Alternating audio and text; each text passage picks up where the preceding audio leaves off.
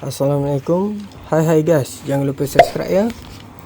Hari ini saya mahu menceritakan kisah sahabat Nabi, iaitu Umar bin Al-Khattab bin Hufair bin Abdul Uzai.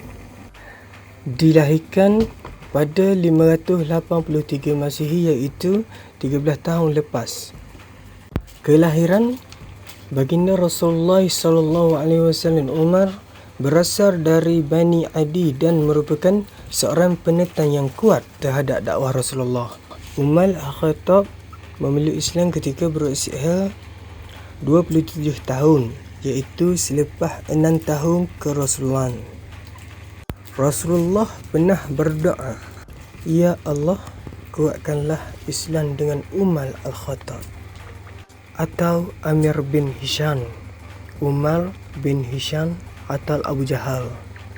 Lalu Allah memperkenankan Umar Al-Khattab beriman kepada Islam.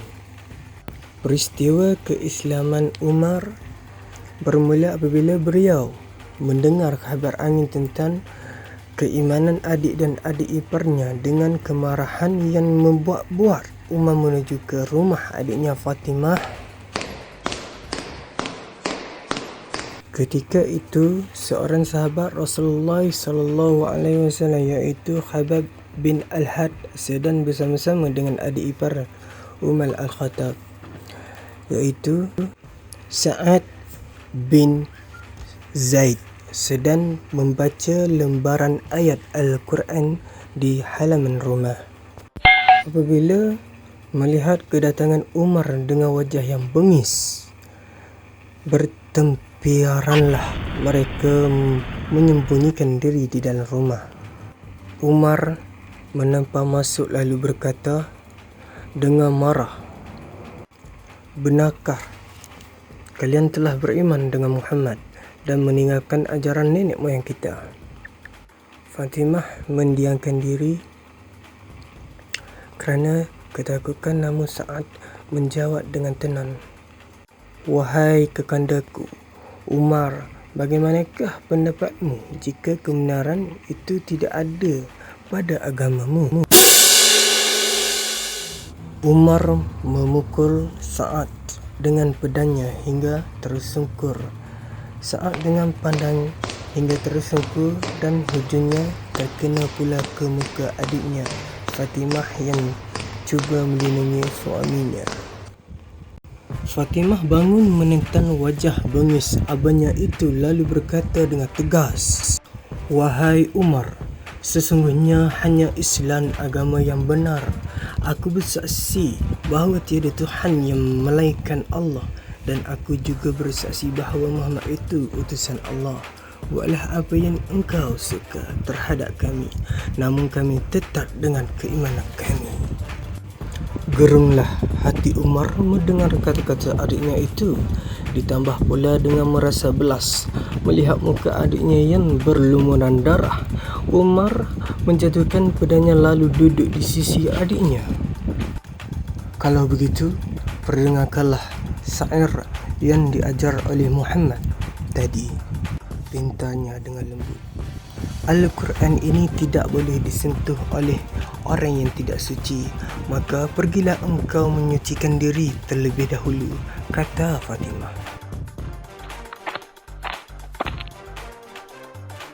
Umar Al-Khattab kembali duduk di sisi Fatimah setelah selesai mencucikan dirinya, lalu pula membaca lembar Al-Quran yang tertulis ayat-ayat dari surah Tur, iaitu dari ayat 1 sehingga ayat 14.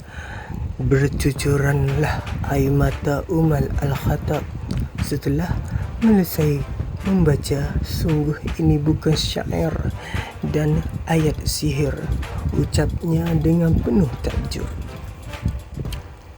Umar Al-Khattab tergesa-gesa menuju ke tempat berhimpunan kaum muslimin, iaitu rumah Al-Arqam.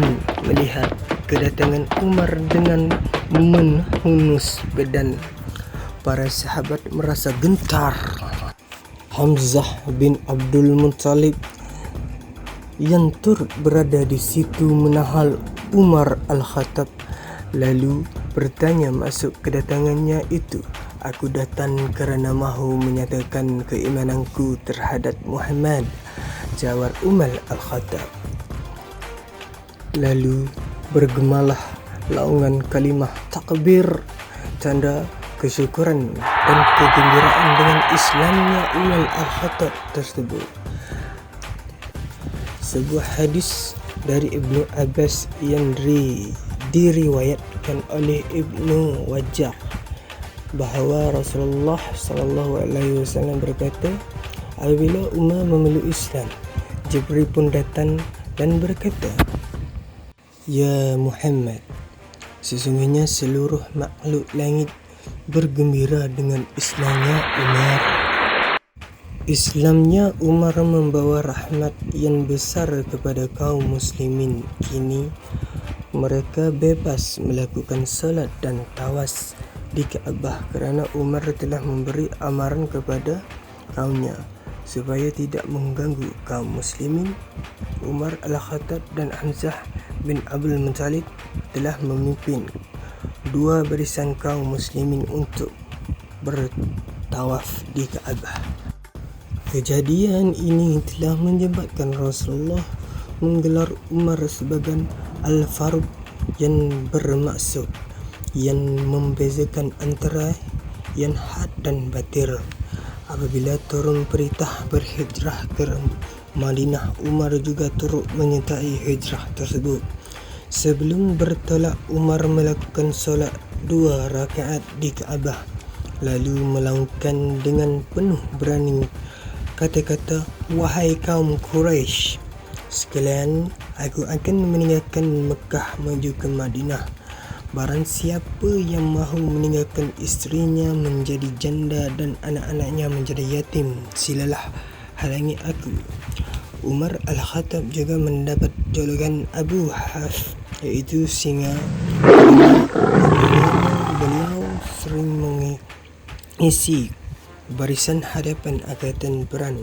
Namun begitu, Umar mempunyai hati yang lembut dan merupakan seorang insan yang sangat kuat.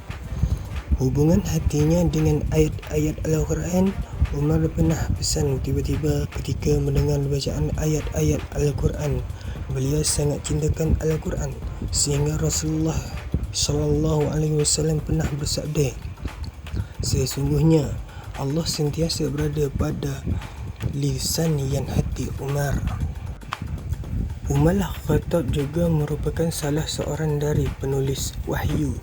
Pada suatu hari, Umar berasa takjub mendengar wahyu yang dibacakan. "Wahai Umar, tulislah baginda apa yang kamu katakan itu, kerana seperti itulah juga ayat yang Allah turunkan."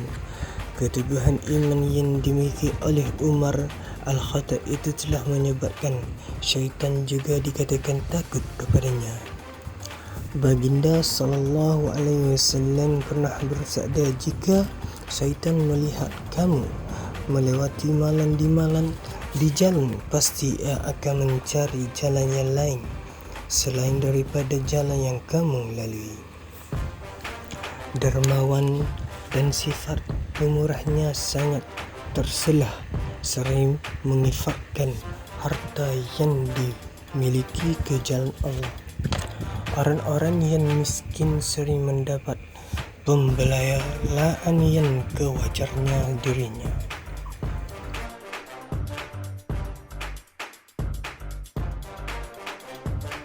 Umar sangat kasihkan Rasulullah SAW sehingga ketika kewafatan baginda, Umar Al-Khattab tidak dapat menerima kenyataan tersebut, malah memberi amaran akan membunuh sesiapa sahaja yang menyebut bahawa Rasulullah telah wafat.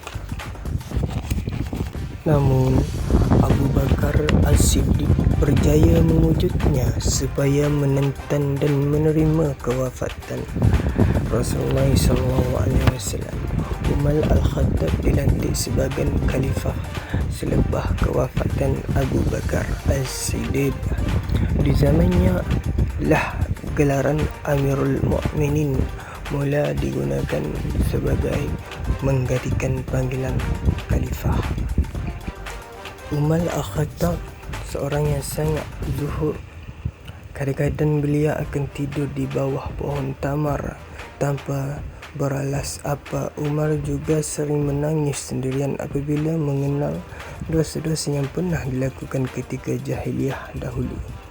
Ketika menjadi khalifah, beliau selalu keluar secara senyap-senyap di waktu malam untuk melihat sendiri keadaan hidup rakyatnya. Beliau pernah memasak sendiri makanan untuk sebuah keluarga miskin yang sedang kelaparan, sedangkan mereka tidak menyedari Umar adalah seorang khalifah. Umar Al-Khattab telah memerintahkan selama 10 tahun. Islam telah tersebar dengan meluas sekali sehingga keluar Jazirah Arab pada tahun 23 Hijrah. Setelah pulang dari mengejarkan haji dari Mekah, Umar Al-Khattab telah berdoa, "Ya Allah, aku memohon agar aku dimatikan di dalam keadaan syahid di jalanmu dan mati di bumi Rasulmu." Pada 26 Zulhijjah tahun 23 Hijrah, Umar telah ditikam oleh seseorang Majusi bernama Abu Lu'lu'ah yang berasal dari Persia. Umar Al-Khattab wafat pada usia 63 tahun selepas 3 hari ditikam lalu dimakamkan di sebelah makam Rasulullah sallallahu alaihi wasallam. Hari ini saya menceritakan tentang kisah para sahabat Nabi yang saya hanya meringkaskan sahaja cerita kisah Umar Al-Khattab. Kisah-kisah yang tersilap saya pendekkan dan saya huraikan pada hari ini untuk adik-adik, akak-akak yang belum tahu tentang kisah-kisah para sahabat Nabi.